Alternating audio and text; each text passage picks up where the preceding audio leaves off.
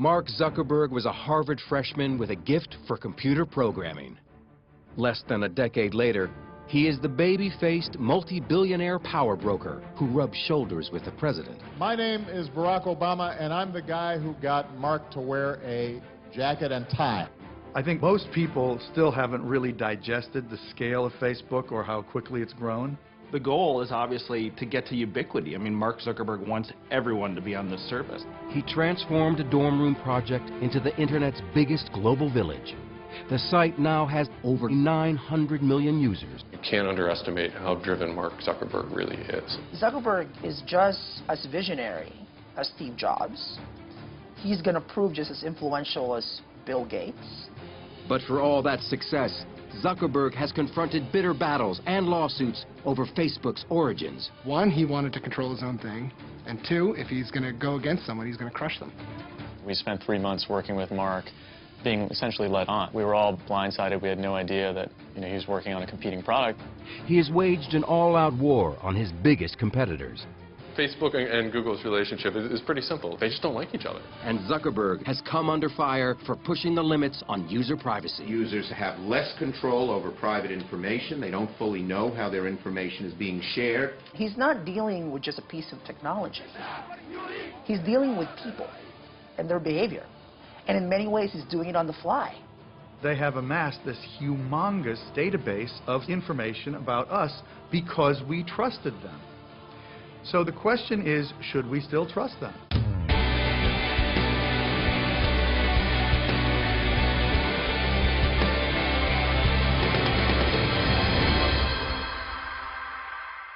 I think that the goal that we went into it with wasn't to make an online community, but sort of like a mirror for the real community that existed in real life. Mark Zuckerberg. We think we know him because we've seen his life unfold in the Oscar-winning movie The Social Network. The portrait was unsparing, a super geek, intense, cutthroat, brilliant, and socially crippled. I don't understand. Which part? But was it accurate? He's always had friends. He's a pretty social guy. I think the last time I checked, 879 friends on Facebook. This is the real Mark Zuckerberg in rarely seen footage shot at Facebook's first corporate headquarters by young filmmakers in 2005. What are we celebrating, Mark? It's got 3 million users. 3 million users. Yeah. And how long has Facebook been around? Not that long. A little more than a year. Like a little more than a year. At this point, yeah. While Zuckerberg pushes the envelope on user privacy, he opted out of participating in this program. In 2004, at the age of 19, he created Facebook. Today, the 28-year-old CEO has accumulated a net worth estimated at $15.5 billion. Mark's mission from the beginning was about connecting people, and it was clearly based on this theory that if the world were more connected, it would be a better place. But there's a lot of surprises when you really dig deep into the story of Facebook. The biggest single surprise is the peculiar and tenacious personality of Mark Zuckerberg and the depth of his convictions and his consistency. Born in 1984, he grew up in the Hudson River town of Dobbs Ferry, a bedroom community north of New York City. David Kirkpatrick spent 2 years researching a book about Zuckerberg and Facebook called The Facebook Effect. He comes from an unbelievably supportive family in which he's the only son, and he has 3 sisters. So he was kind of the prince, and in fact, I think his parents called him the prince, and he was treated accordingly. So this is a guy without any problem of self-confidence. Computer savvy from the start, Zuckerberg taught himself the complicated computer language C++, and by 9th grade had created a digital version of the board game Risk. Journalist Jose Antonio Vargas interviewed Zuckerberg for his New Yorker magazine profile. He actually created a thing called ZuckNet, which is an internal instant messaging system for the family so the computers could talk to each other. I mean, that's kind of the kid he was.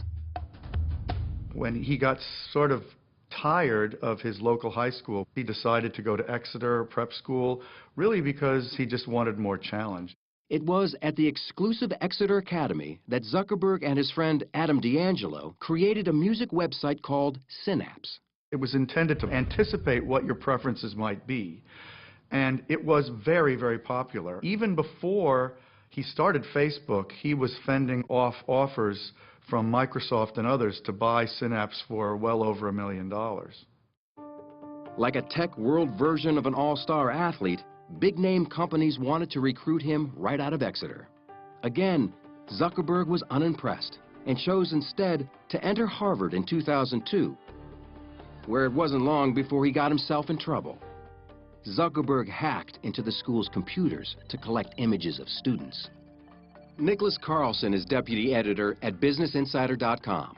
You can sort of tell that he's a little bit of a troublemaker. He creates something called Face Mash his first year in Harvard, and it's a sort of hot or not for the Harvard community. And then it maintained an entire list of Harvard students and which ones were the most attractive, ranking them by hotness. Ellen McGirt interviewed Zuckerberg for Fast Company magazine. Face Mash worked in kind of a little bit of an icky way. It made people upset. Obviously, people felt mocked or exposed, and it was one of the first big experiences that Mark had with the privacy issues of the masses. Under pressure, Zuckerberg shut down the site. The Harvard Administration Board charged him with breaching security, violating copyrights, and violating individual privacy. But by then, Face Mash was a campus sensation. Zuckerberg had seen his future.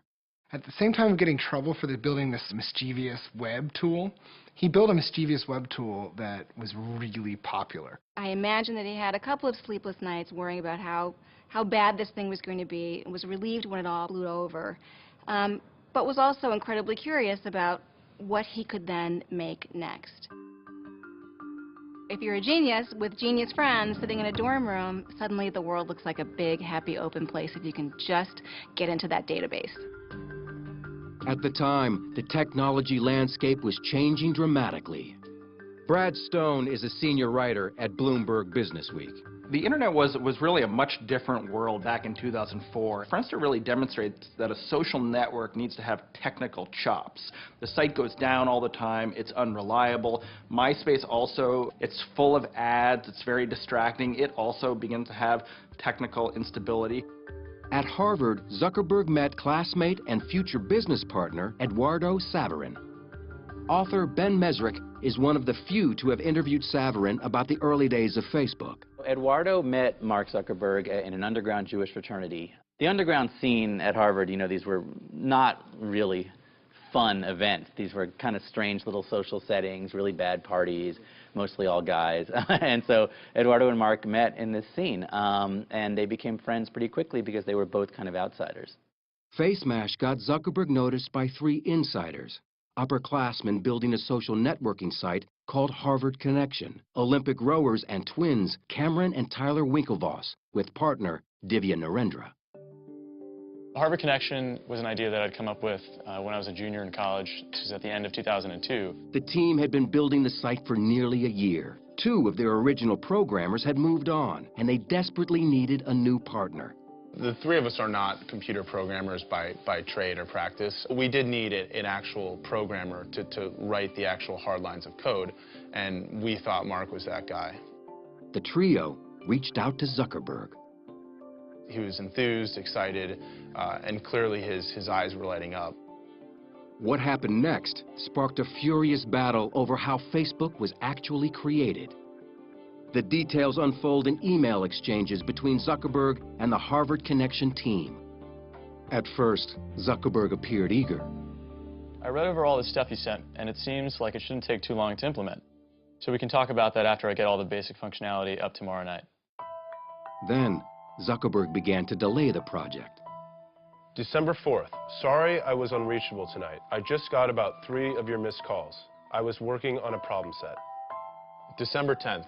The week has been pretty busy thus far, so I haven't gotten a chance to do much work on the site or even think about it, really. Zuckerberg was stalling because he was busy working on a similar social networking site based on Harvard's student directory called The Facebook. He and Saverin partnered to fund it. Mark came to him and said, you know, you put up $1,000 and we'll launch this site. And, you know, there were no contracts. These were just two kids in a dorm room, really. But that's where it started. Writer Nicholas Carlson interviewed more than a dozen people involved in the founding of Facebook and found instant messages retrieved from Zuckerberg's computer he said Zuckerberg sent to Saverin. According to Business Insider, the IM suggests Zuckerberg was deliberately misleading the Winklevoss twins. He says things like, look at this site that I'm working on, Harvard Connection. Haha, they made a mistake. They asked me to do it for them because I'm working on my own Facebook.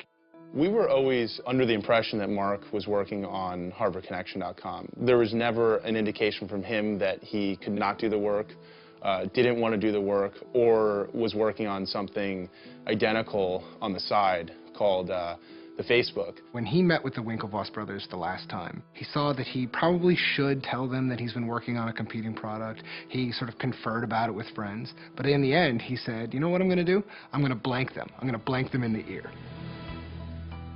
On February 4th, 2004, just as he was expected to complete work on their site, Zuckerberg and his friends instead launched the Facebook.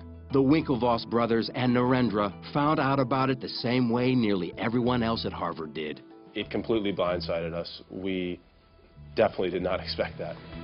Mark wanted to have control over his own project. He saw that they were onto something cool, the Winklevoss brothers, but he saw that he could do something cooler. And so, one, he wanted to control his own thing, and two, if he's going to go against someone, he's going to crush them. And that's what he did.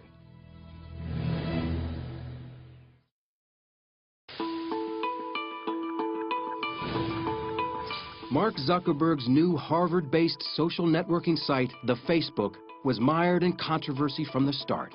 Just days after he launched it in February of 2004, the Winklevoss twins and Divya Narendra sent him a letter to cease and desist. In a nutshell, our complaint against Mark Zuckerberg is fraud, unjust enrichment, and breach of contract. Zuckerberg responded with a letter denying any wrongdoing, claiming his site was a separate venture and used none of the same code. The Winklevoss twins and Narendra would later appeal a $65 million settlement with Facebook. They lost in federal court, but that settlement could now be worth $200 million. But none of the vicious legal wrangling slowed the incredible momentum of the Facebook. At that point, my roommates were kind of like, you know, this is pretty cool. Like, I bet this would work at other schools. So we launched it at Columbia, Yale, and Stanford. And within a couple of weeks, each of those three schools also like had thousands of users who were like, all right, this is pretty sweet. Like, let's just go all out and see how many schools we can launch this at as quickly as possible. About this point in time, they started to take meetings with venture capitalists and with bigger advertisers, and this is all kind of Eduardo's doing. They got a pretty early deal with Visa, and they had a deal with American Express. They had a number of advertisers that came and went.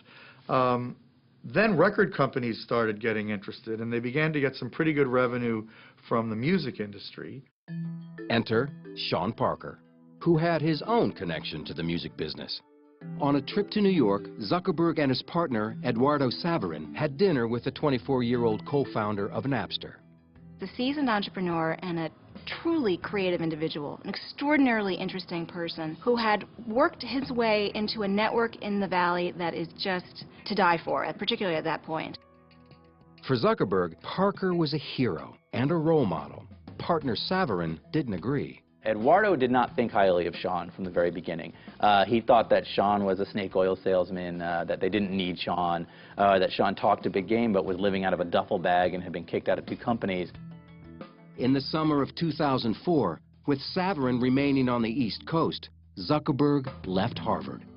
We came out to Palo Alto for the summer just to hang out because Palo Alto is kind of this mythical place where, you know, all the startups come from, and got ready to launch it at another 150 schools when the year started. One of the things that Mark did that was very smart by going to Palo Alto was to actually enter the petri dish of entrepreneurialism, particularly for new technologies.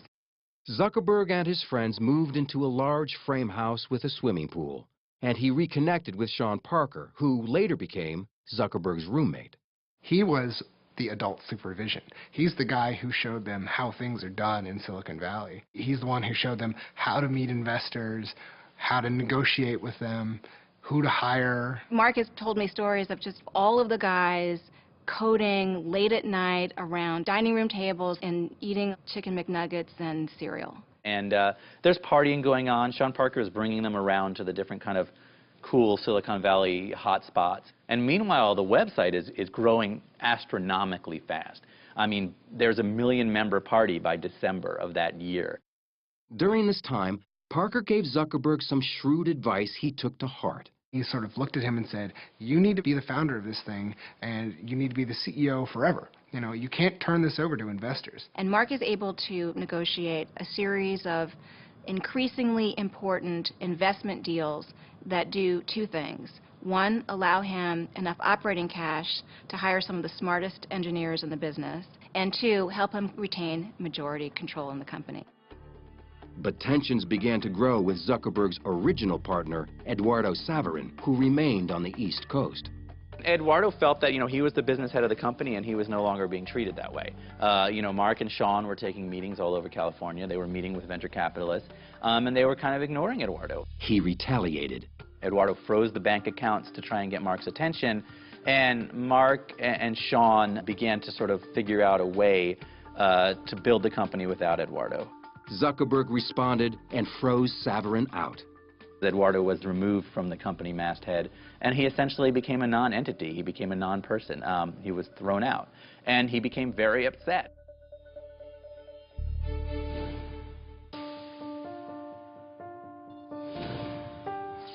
Facebook had 1 million active users on college campuses nationwide, and big money was starting to pour in. Sean Parker, the new president of Facebook, introduced Zuckerberg to Silicon Valley angel investor Peter Thiel, who put $500,000 into the company. Then, in the spring of 2005, the venture capital firm Excel Partners offered Zuckerberg $12.7 million for an 11% stake in the company. And didn't ask for much control at all. Walking away from that investment, Mark controlled 3 out of 5 board seats. Which is a bizarre and unprecedented situation to have one individual have absolute, effectively dictatorial control over the disposition and direction of an increasingly giant company. Overnight, the Excel investment gave Facebook a valuation of $100 million. As Facebook's public profile grew, so did Zuckerberg's control. This time, Sean Parker was edged out. In August of 2005, Parker was arrested for suspicion of cocaine possession. Although not formally charged with a crime and immediately released, it led to his abrupt resignation as president of Facebook. He was the primary outside face of the company, and it was felt that somebody who was under any kind of a cloud with drugs was not the right guy to be the public face of Facebook. So Mark reluctantly agreed that he ought to leave. Facebook was growing with remarkable speed, and Zuckerberg moved the company from its frat-like house with the pool to a larger and more conventional space in downtown Palo Alto. 3, 4, 5, but the college atmosphere remained the same. One of the things that I do focus on at Facebook is making sure that the culture is very friendly, and that people hang out. In terms of managing this whole process, nothing, nothing. Like, I have no idea what I'm doing, Even their employee interviews were different. Chris Kelly was brought on in the new position of Chief Privacy Officer to deal with Facebook's increasingly contentious privacy issues, at a time when the entire company numbered only a couple dozen employees. The first time I met Mark, we climbed out on the roof, out through the window, and did our interview on the roof of what was then a World Wraps. And it was clear he was young, but he had a very sophisticated understanding of what had happened so far and where he wanted to take the company. Determined to keep Facebook's unusual creative culture alive, all-night hackathons were one way to do it. We have these hackathons at the company, right, where basically everyone gets together and just hacks on something and builds something all night long. And the only rule is that you aren't allowed to work on at a hackathon what you work on the rest of the time. So people work on crazy stuff. Hackathons were some of the most kind of creative focus that you could ever imagine in a company. Imagining these incredibly talented engineers coming together for a night and saying, we're going to stay up all night and we're just going to program. And we're going to pick a project and we're going to get it done that night. It's like, great, make it. We'll prototype it. And there'll be a prototype war and see who wins. it can be a contentious environment. Bull, man, they wouldn't be able to get all the way across. No, I disagree. That's bull. We had an argument. From Mark's point of view, this is where good ideas come from quickly and efficiently. Good ideas were flowing. Zuckerberg then made a change that would give Facebook a sudden and dramatic boost, allowing people to identify or tag themselves and their friends in photographs. That was a huge, huge change that led to massive new use of Facebook, and photos became very rapidly by far the most used part of Facebook and became the single biggest driver of its growth. That growth continued in one direction, up. According to Facebook's internal tracking, its user base had shot to 5.5 million users in less than 2 years. And media giants were banging on the door. In 2006, Yahoo baited the 22-year-old Zuckerberg with an extraordinary offer, a buyout for $1 billion. Even more extraordinary, Zuckerberg turned them down. Now, if you are a parent of someone about Mark's age, you're looking at the Yahoo decision and thinking, why did you not take that money? It's never been about money. If it was, it would have just sold out. We just felt that doing that and going down that path would not help us build Facebook out to what we thought it could be.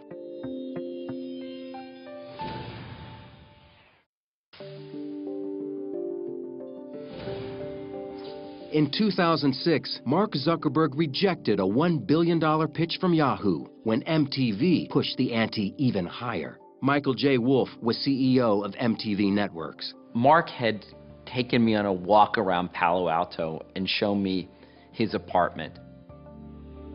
And afterwards, we sat down for lunch, and I told him we'd be willing to pay as much as $1.5 billion to buy Facebook outright. His answer was, I think it's worth a lot more. And besides, you've seen my apartment. I don't really need that kind of money. And at the same time, I may never have an idea as good as this one. So I'm not that interested in selling. There was internal strife around it, no question. There were a lot of people who wanted to sell. Ultimately, Mark decided to turn down the offers. Zuckerberg wasn't ready to sell because he had some ideas that he thought would make Facebook even more popular. One of them was called Newsfeed, a kind of real-time wire service of updates about what users were up to. Newsfeed is what everybody is doing at that point, or what they're posting, what they're linking to, the world that they live in, which is really what a newspaper is, right? It's a living, breathing newspaper of people around you. But many Facebook users thought that newspaper sent out too much information and violated their privacy. 750,000 of them launched an online protest. To say that it was unpopular at first is a dramatic understatement. They were under siege at the office. They couldn't leave. They were surrounded by news trucks. Almost 10% of our user base at the time joined the Students Against Facebook Newsfeed group. Zuckerberg was forced to apologize. He wrote his apology note himself. It was probably a good learning experience. When Facebook changed some of the privacy controls, it was an overstep. I do think he takes those seriously, but I do think that he's willing to continue to overstep for the purpose of making a product that he wants to make. The apology was not a surrender. Zuckerberg was sure that users would get used to this new level of sharing, and he turned out to be right. After tweaking Newsfeed, it became one of the most popular elements of the Facebook experience. It just happened that the first time I ever met Mark was 2 days after that happened. And I can tell you, even though his members were in open revolt, he was not the slightest bit flustered. He had complete confidence that everything was going to work out all right. Zuckerberg decided it was time to take Facebook beyond its college roots and introduce it to the general public. The response was stunning. Membership doubled, shooting up to 12 million by 2006. Zuckerberg radically altered the Facebook experience again when for the first time the 23-year-old CEO invited programmers from around the world to develop apps for Facebook. It was another turning point, expanding Facebook from an insular world of information to a platform. And it was like the gold rush. You open up this wonderful platform and in comes every kind of developer with every kind of idea, from video sharing to games to things that blink to things that turned into, ballerinos and hippos and just every kind of fun, wonderful thing. The platform companies or the operating system companies always do the best. I mean, think of Microsoft. It had this ubiquitous Windows platform, and all these other companies wrote programs for Windows. Facebook's really trying to create itself in that model. And in 2007, Microsoft itself entered the picture, this time with a deal Zuckerberg couldn't turn down. And for the first time, the world got a glimpse of what Facebook may really be worth. By the time people were finally getting used to the idea that anyone would pay $1 billion for Facebook, Microsoft comes along and pays $250 million for 1.6% of the company. It was outrageous. It valued the company at $15 billion. This took Facebook from a thing that a lot of people use to a thing that everyone was talking about, the $15 billion company. But for a $15 billion company, Facebook was only making a meager $30 million in profits. To remedy that, Zuckerberg announced a sweeping new advertising system in the fall of 2007. One part of it let companies set up their own Facebook pages and advertise using social ads. Lou Kerner covers social media and owns shares in Facebook. Social ads on Facebook are ads where they would say that your friends Meg and Ryan like Virgin America. And it turns out, not surprisingly, that when you see that your friends like a product, you're more likely to click on that ad. So social ads have been very successful on Facebook virtually from the beginning. But another part of Facebook's new advertising plan, Beacon, gave users far more than they wanted, and they let Zuckerberg know about it. Zuckerberg's made a lot of mistakes. The next mistake, which was a really big one, was Beacon. You go to a third-party e-commerce site and you buy something, and unless you tell it not to, really quickly, it's going to go back and tell all your friends that you just bought a diamond engagement ring. And obviously, that sort of secret revealing can cause a lot of trouble. There was the great rallying cry that Facebook ruined Christmas because suddenly everyone's purchases were being broadcast to their entire network. Zuckerberg really tried to defend it for a while. It took him a while to realize how wrong it was. On December 5th, 2007, Zuckerberg made another apology. He had overreached yet again. But as with previous mistakes, it wouldn't really matter. Facebook was just too popular.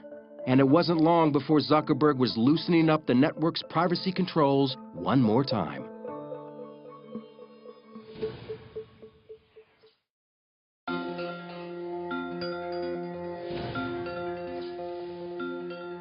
More than 4 years after co-founding Facebook, Zuckerberg still seemed uneasy in the public spotlight. What's your next thing you're going to do? Get bought? No. None of these rumors are true, right? This is making me feel very uncomfortable. All right. By 2009, rumors were indeed swirling that Facebook would go public. Instead, Zuckerberg took money from a new investor. Yuri Milner, CEO of the Russian internet investment firm Digital Sky Technologies, offered a $200 million deal for just 1.9% of the company. Deals of that size are kind of never easy. There's a lot of back and forth. This deal was about the vision that we shared, how big this company can get. Everything else was sort of secondary. Milner's investment allowed Facebook to continue to expand, and it kept the development of the company firmly in the hands of its founder. Zuckerberg knew that pushing Facebook advertising even further was the key to continued growth. For years, Zuckerberg believed that Facebook was in a unique position. Today, even with the most advanced advertising systems that exist, they only have estimates of what someone's gender might be, or what someone's age might be, or what they might be interested in. But on Facebook, we know exactly what gender someone is, and exactly how old they are, and exactly what they're interested in.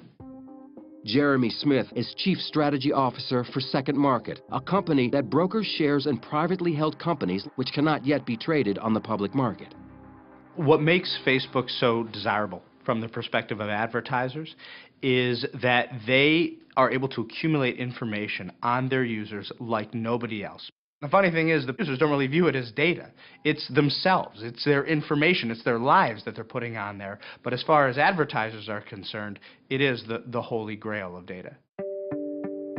Pushing the boundaries of that holy grail of data was about to get Zuckerberg in trouble again. In December 2009, he revamped the privacy settings for Facebook's then 350 million users. Unless users individually restored their settings, previously private information was now available to everyone on the internet. Many people just sort of took that default and somewhat inadvertently allowed a lot of their information to become public. And many privacy advocates believe that they didn't explain that or disclose it sufficiently. A firestorm of complaints from users and consumer groups forced Zuckerberg to backtrack again, sparking concerns in Congress. We are here today to urge Facebook's creator and CEO, Mark Zuckerberg, to revisit this new policy as soon as possible. We believe Facebook should reverse its policy to begin exploring guidelines so users know upfront what's happening. Adding fuel to the fire was the surfacing of still more instant messages. Business Insider published messages they said showed a friend asking then college-aged Zuckerberg why people shared their emails with him. Zuckerberg's response was curt and profane. You know, I mean, I asked him point blank about it, and he was very embarrassed by the fact that he had sent these IMs. Less than 1 month later, he was put on the hot seat in a memorably awkward interview at the All Things Digital conference. Do you feel like you're violating people's privacy? You know, there were real learning points and turning points along the way in terms of building things. If I knew what I knew now then I hope I wouldn't have made those mistakes. But I can't go back and change the past. I can only do what we think is the right thing going forward. You know, anybody who's ever kind of doubted what Facebook is about or want to question his integrity, I mean, they can keep pointing back to that, right? To that instance of like, I can't trust that guy. That is going to be our check on him for as long as he remains CEO, you know, and in charge of that company. It's going to be like, okay, you're not that guy. Well, prove to us that you're not that guy. Chris Hufnagel, the director of privacy programs at the University of California, Berkeley, believes Mark Zuckerberg purposefully pushes the envelope on privacy. In most situations where a company does something that's unpopular, they have blowback. They lose the ability to do something. But in Facebook's case, we have something I call blow forward, where they take 2 steps forward, there's some type of public reaction, and they just take a little step back. And so over time, they've been able to open up profiles more and more. Mark does not think you should be a different person at work than you are at the bowling alley, in bed, at school. You know, he basically thinks you should be consistent across all these environments. So that's a very radical view for many older people.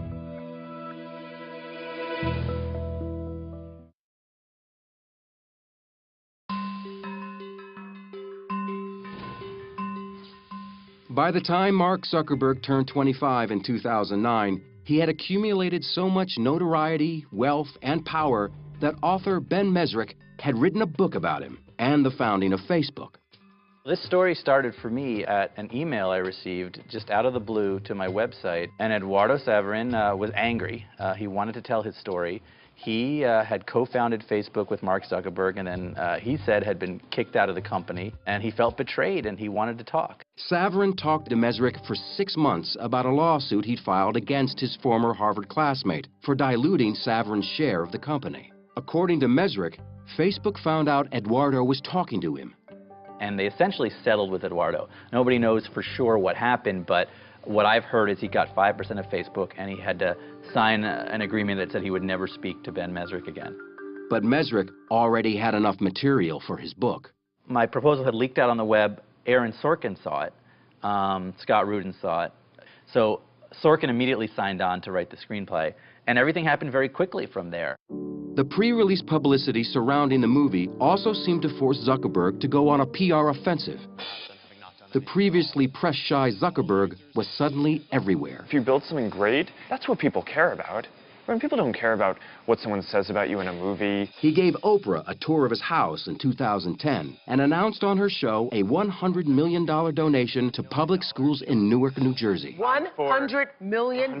$100 million. The social network opened in wide release on October 1st, 2010.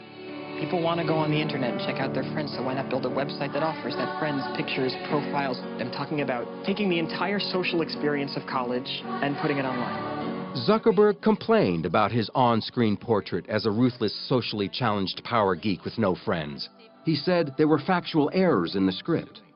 They frame it as if the whole reason for making Facebook and building something was because I wanted to get girls or wanted to get into some kind of social institution. And I mean, the reality for people who know me is I've actually been dating the same girl since before I started Facebook. They just can't wrap their head around the idea that someone might build something because they like building things.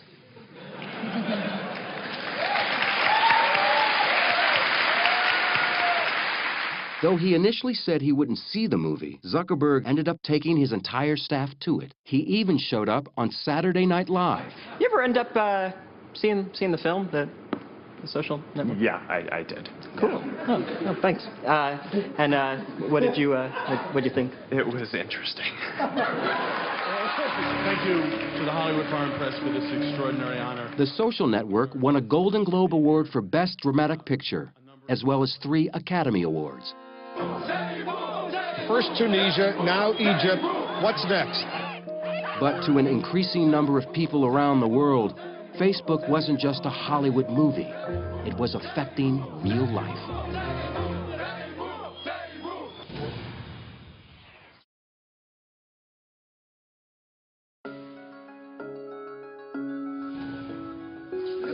In late 2010, demonstrators started taking to the streets in Tunisia and later in Egypt to protest their repressive governments. By this time, more than 70% of Facebook's 500 million+ users lived outside the United States. In Egypt, one flashpoint for the anger was a case of police brutality. At the center of the protests was a Google employee who ran a Facebook page. Wael Ghonim was the manager in Egypt of a page that was a memorial to this guy who had been beaten, tortured, and killed by the secret police. And that group became very, very large, many, many hundreds of thousands of members during the period leading up to the revolt against Mubarak. Facebook expedited the ability of people to express their dissatisfaction, which clearly sped up the process of these revolts. The governments of Tunisia and Egypt fell. Protesters expressed their gratitude to Facebook on the streets. One named his newborn daughter Facebook. And Wael Ghonim sang the social networking site's praises on CNN. I want to meet Mark Zuckerberg one day and thank him. I'm talking on behalf of Egypt. This revolution started on Facebook when hundreds of thousands of Egyptians started collaborating content. You know, like we would post a video on Facebook. It would be shared by 50,000 people on their walls within a few hours. Facebook itself was very quick to try to distance themselves from that political activity. I mean, obviously, they supported it, but they don't really want to be seen as a tool of change because obviously Facebook wants to be active in regimes like China. They don't necessarily want themselves viewed as a tool of insurgency. Zuckerberg has taken on a personal goal that might help him with his mission to connect the world. He says he spends an hour a day studying Chinese, which could potentially help him gain 1 billion new friends. It's the fastest growing and the biggest internet market in the world. There are hundreds of millions of users, and his mission is incomplete if he's not in China. Mark Zuckerberg's power had never been greater, and once again, speculation grew that he would take his company public. Despite enormous pressure, Zuckerberg has been hesitant to pull the trigger and cash in. 100 years, 200 years from now, what's going to be more important? The money, right? Or the fact that he has had this kind of impact? Or the fact that he's, you know, executed and developed and helped evolve this thing that is more than just a technology site, and it's more than just a website. And so I think that's why it's never been about money, and it's never been about status. When companies go public, it's a tremendous strain on the management. And in fact, on top of all of that, When you go public, you open yourself up to even greater government scrutiny. Aware of that scrutiny, Facebook has amped up their presence in Washington with a team that includes several former White House aides and influential Capitol Hill insiders. Political official after political official will tell you, if you are absent from the debate, you're likely to be the person who kind of gets cut out. And so presence in that debate, particularly when Google and Yahoo and Microsoft and a number of other very large players are spending a lot on lobbying, is a mistake. Today, several Facebook founders, including Mark's friends and classmates, have left the company to start new ventures on their own. They've been dubbed the Facebook Mafia. But much of Silicon Valley talent is on their way in. Top programmers are leaving companies like Google to be a part of Zuckerberg's momentum. And Facebook and Google, the two internet behemoths, are competing in other ways. Ryan Singal is a staff writer for Wired magazine. Facebook and Google's relationship is pretty simple. They just don't like each other. They're really, they're competing cultures. Facebook was sort of young, brash, wild, and Google is like, an algorithm company. Like, these are guys that, like, any problem, there's got to be a way that they can write a little algorithm that'll fix it. It's clear that Google missed the rise of social, and Eric Schmidt has admitted to being flat-footed around Facebook and around social. They've tried a number of things, most spectacularly the Buzz social network. That just hasn't worked. Then, in May of 2011, Facebook was embarrassed when it was revealed that they had launched a secret attack on Google. Facebook is doing damage control after revelations it hired a PR firm to plant negative stories about Google. Facebook claimed publicly it was not a smear campaign, but the exchange revealed just how vicious the competition has become. The whole Burstyn Marsteller flap was really just an in-your-face expression of the animosity that has sprung up not only between these two companies, but almost the personal Shakespearean drama that's playing out between Google and between Facebook, which frankly has a lot of former Google execs who would like nothing more than to supplant their former company. You can't underestimate how driven Mark Zuckerberg really is. He says his mission is to make the world more open and a better place. His mission is also to be number one, right? He wants to be, inscribed on granite above Bill Gates, I think. He is well on his way. Like Gates, another Harvard dropout, Zuckerberg is a fierce competitor. He moved quickly to vanquish rivals Google and Twitter with a stunning acquisition in April 2012. Instagram is off the market in an instant. Facebook likes the photo sharing app so much it's paying $1 billion for it in cash and shares ahead of its IPO. But the app is free and has little known revenue. Still, Facebook may need Instagram more than Instagram needs the money. Instagram has become a photo-sharing competitor and a social network all its own. It was considered a radical and defensive move. Facebook cannot take any chance that any other social network oriented toward photos could really get traction that would compare to theirs. And I think, so there's a preemptive quality to this. Also, I think almost certainly Google was interested and probably maybe forced Facebook to act now.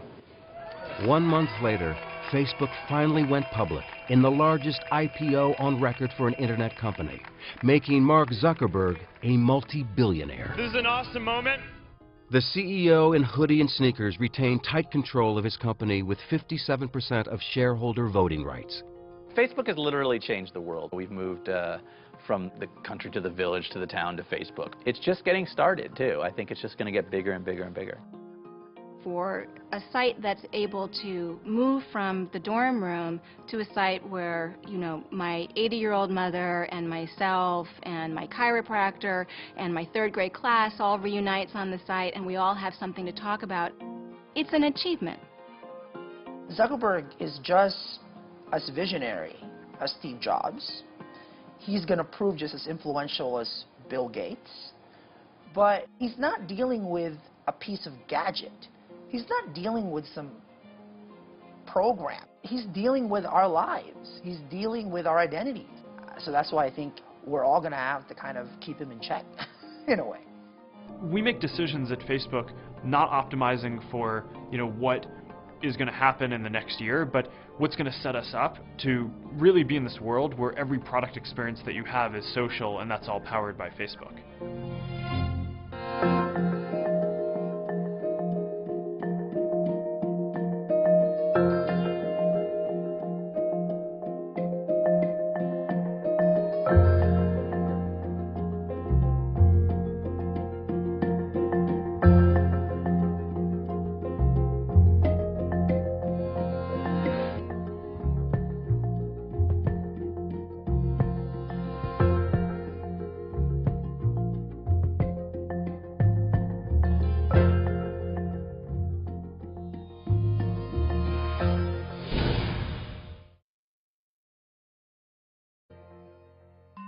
Born in 1984, he grew up in the Hudson River town of Dobbs Ferry, a bedroom community north of New York City. David Kirkpatrick spent 2 years researching a book about Zuckerberg and Facebook called The Facebook Effect. He comes from an unbelievably supportive family in which he's the only son, and he has 3 sisters. So he was kind of the prince, and in fact, I think his parents called him the prince, and he was treated accordingly. So this is a guy without any problem of self-confidence. Computer savvy from the start, Zuckerberg taught himself the complicated computer language C++, and by 9th grade had created a digital version of the board game Risk. Journalist Jose Antonio Vargas interviewed Zuckerberg for his New Yorker magazine profile. He actually created a thing called ZuckNet, which is an internal instant messaging system for the family. So the computer...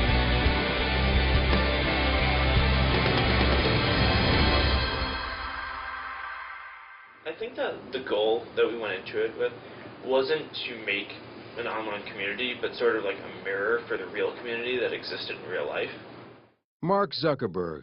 We think we know him because we've seen his life unfold in the Oscar-winning movie The Social Network. The portrait was unsparing, a super geek, intense, cutthroat, brilliant, and socially crippled. I don't understand. Which part? But was it accurate? He's always had friends. You know, he's a pretty social guy. I think the last time I checked, 879 friends on Facebook. This is the real Mark Zuckerberg in rarely seen footage shot at Facebook's first corporate headquarters by young filmmakers in 2005. What are we celebrating, Mark? Over Facebook's origins. 1, he wanted to control his own thing, and 2, if he's going to go against someone, he's going to crush them. We spent 3 months working with Mark, being essentially led on. We were all blindsided. We had no idea that he was working on a competing product. He has waged an all-out war on his biggest competitors. Facebook and Google's relationship is pretty simple. They just don't like each other. And Zuckerberg has come under fire for pushing the limits on user privacy. Users have less control over private information. They don't fully know how their information is being shared. He's not dealing with just a piece of technology. He's dealing with people and their behavior. And in many ways, he's doing it on the fly. They have amassed this humongous database of information about us because we trusted them. So the question is, should we still trust them?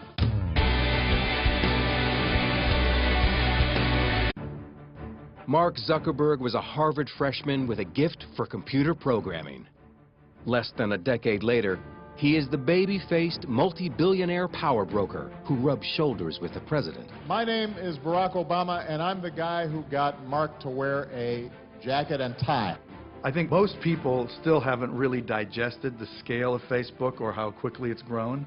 The goal is obviously to get to ubiquity. I mean, Mark Zuckerberg wants everyone to be on this service. He transformed a dorm room project into the Internet's biggest global village. The site now has over 900 million users. You can't underestimate how driven Mark Zuckerberg really is. Zuckerberg is just as visionary as Steve Jobs. He's going to prove just as influential as Bill Gates. But for all that success, Zuckerberg has confronted bitter battles and lawsuits. Got 3 million users. 3 million users. Yeah. And how long has Facebook been around? Not that long. A little more than a year. Like a little more than a year. At this point, yeah. While Zuckerberg pushes the envelope on user privacy, he opted out of participating in this program. In 2004, at the age of 19, he created Facebook. Today, the 28-year-old CEO has accumulated a net worth estimated at $15.5 billion. Mark's mission from the beginning was about connecting people, and it was clearly based on this theory that if the world were more connected, it would be a better place.